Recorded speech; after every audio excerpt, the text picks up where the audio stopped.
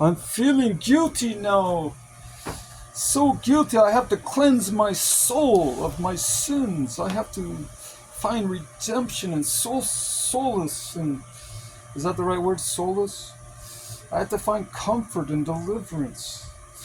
I have to find, I'm not talking about with Burt Reynolds. I have to find deliverance.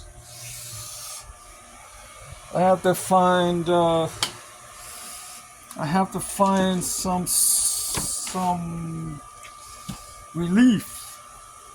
I have to find some, is it absolution? Absolution?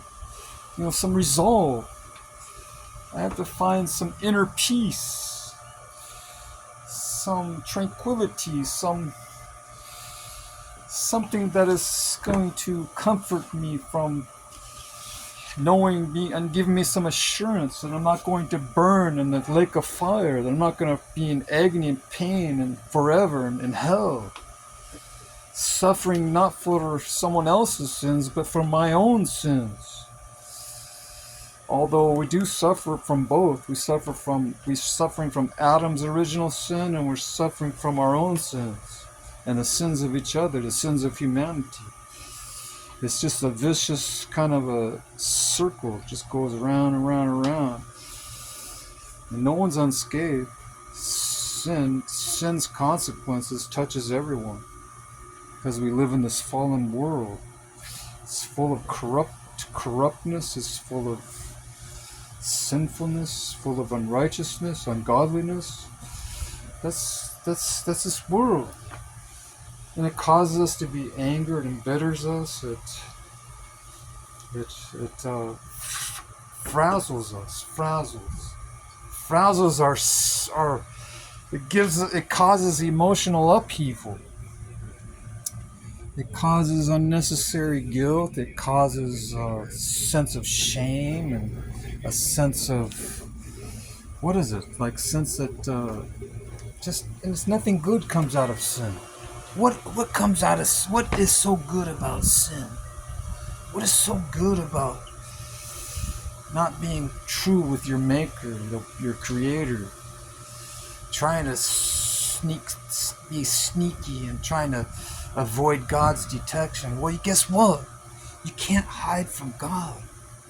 God is everywhere. You can't hide your sins from God. You're going to try to hide underground your sins. You're going to try to... You can't do it. God is everywhere. God is... Do you know what the word everywhere means? It means that you can't even hide behind the smallest minute molecule. It's an anatomical structure in science. You can't even hide behind one neuron or one electron. You can't do it. God is not even material. He's a spirit being. He's like, he'll find you. If you even try to hide underneath a pebble, he'll find you there too. If you try to find. That's what the psalmist says, David and Solomon. He said, if I make my bed in hell, you are there. Hell was considered deep within the earth. It could be metaphorical, but hell could be a place just, they use physical examples to describe eternal spiritual truths. So if they see a volcano eruption, they'll say, oh, that's representing hell, but may not really be hell, but or Hades or what have you. It's just a place that for punishment, for incarceration, for justice to be served. People will get justice, every one of us, and you can't escape it. The only way you're going to you can't escape it. Actually, you can't escape it. But you have to have a mediator. You have to have a covering. You have to have someone that is willing to pay those people off, so they don't have that debt hanging over your head when it comes time to pay the piper, to pay your dues. You better have your ducks in order. Well, guess what?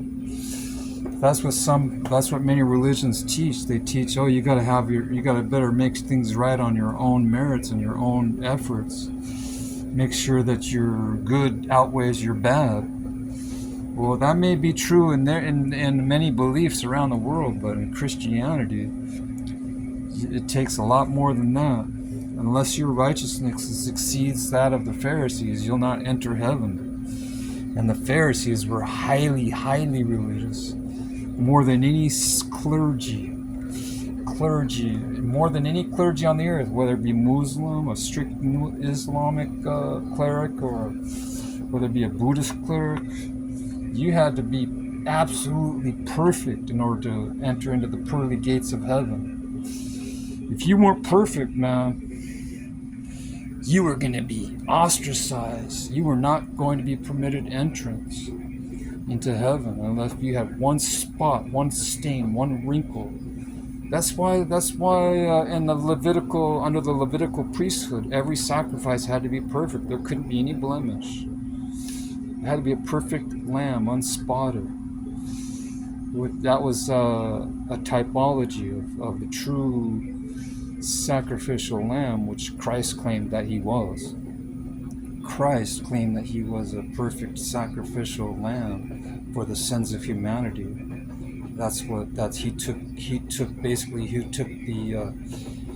He abolished the original order of the priesthood, the Levitical order under Moses, and he established a new order under the order of Melchizedek.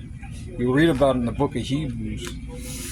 The Melchizedek order is more superior than the Aaronic order. The Aaronic order says, oh, you have to do all these ceremonial things and washings, and you have to purify yourself. Well, you can't purify yourself. You're tainted. It's all over you. And you can try to brush it off. You can try to scrub it off with soap and water and lye, and you ain't going to be able to remove sin. It's permeated our whole aura, our whole being. It takes more than that. It takes the blood of Christ, according to the saints, St. Paul, St. Peter, St. James.